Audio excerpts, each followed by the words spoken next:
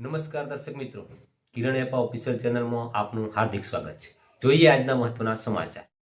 નમસ્કાર દર્શક મિત્રો, આપ અમારી ચેનલ પર નવા છો તો અમારી ચેનલને લાઇક, શેર અને સબસ્ક્રાઇબ કરવાનું ના ભૂલશો, જેથી આપને અવનવા સમાચારોની અપડેટ મળતી રહે।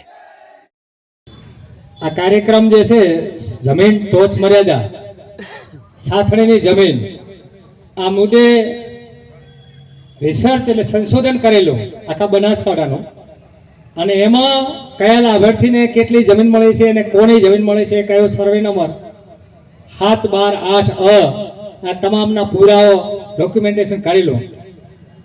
એના 2003 થી શરૂ કરેલું અને આજે 2023 20 વર્ષથી આપણે આ લડાઈ લડી રહ્યા છીએ। 20 વર્ષમાં આપણે લગભગ 200-300 હેક્ટર જમીન લાવી, એ આપણું પરિણામ છે।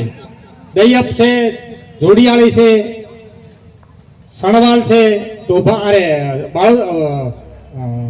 જોડિયાળી છે, પછી બરડવી છે, કોંડાળિયા છે, આ બોર્ડરના ગામોમાં જમીનો લીધી। આજે તમને બધાને મારે એટલું જ કહેવું છે, ભાઈ નિલેશભાઈએ પણ વાત કરી કે આ લડાઈ છે, લડાઈમાં ખુદ જે હકદાર છે, ખુદ જે લાભાર્થી છે જમીનના, એમને થોડીક તાકાત ઊભી કરવા માટેની આ લડાઈ છે। અમારા જેવા સોશિયલ એક્ટિવિસ્ટ તરીકે, સામાજિક કાર્યકર્તા તરીકે અમારી ભૂમિકા છે કે તમારી પાસે આવી અને તમને સમજાવવો કે આ જમીન એ લાખો રૂપિયાની જમીન છે।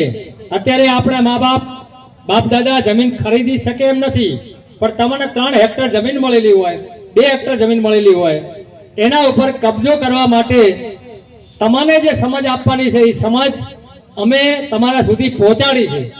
અને હવે તમારી જવાબદારી છે કે આ જમીન લેવા માટે તમે તૈયાર થાઓ, અને આ જમીન જો તમે તૈયાર થશો તો વાવ અને થરાદમાં, સોઈગામમાં હજારો કાર્યકર્તાઓ એવા છે કે તમારે પડખે ઉભા રહેશે, તમારે કભેથી કભો મિલાઈને ઉભા રહેશે, પણ તમને જમીન લાવશે।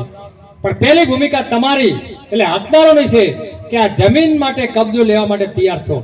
3 થી 4 મુદ્દા માટે આપણે ભેગા થયા, જોકે સંખ્યા ઓછી છે, પણ મારે એ વાત જરૂર કરવી છે કે આજે એ પરિસ્થિતિનું નિર્માણ થયું છે કે આજે સરકાર 17 મે 2005 એક પરિપત્ર બહાર પાડ્યો, 17 મે 2005 કે સરકારની જેટલી પણ સરકારી પડતર જમીન છે એ ઉદ્યોગપતિને આપી દેવાની, અને ગુજરાતની 19.84 લાખ હેક્ટર જમીન 2005 ઉદ્યોગપતિઓને આપી દીધેલી।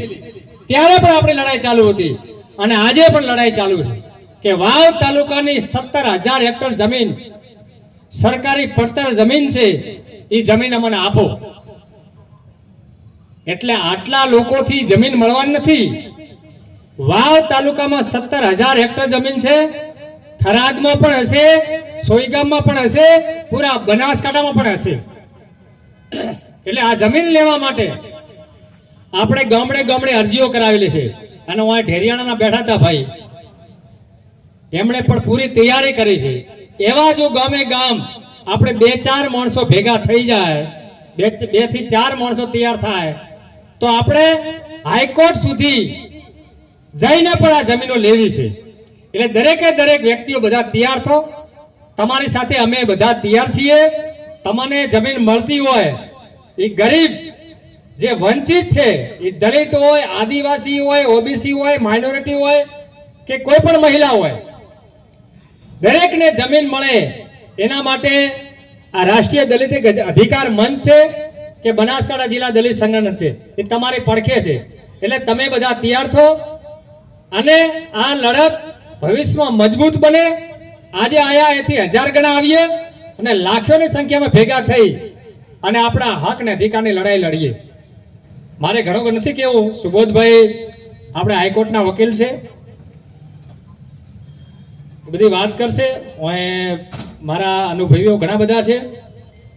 રાષ્ટ્રીય દલિત અધિકાર મંચ જે કામ કરે છે અને પીડીએસ જે કામ કરે છે, આ બંને સંકલન કરી અને ભવિષ્યમાં મારે તો સપનું છે કે ભવિષ્યમાં બનાસકાંઠામાં દલિત, આદિવાસી કે માઇનોરિટી કે બહુજન સમાજ તમામના જે હક અને અધિકારના જે સવાલો છે એ સવાલોને આ બનાસકાંઠામાંથી નેસ્ત નાબૂદ કરી દઈએ.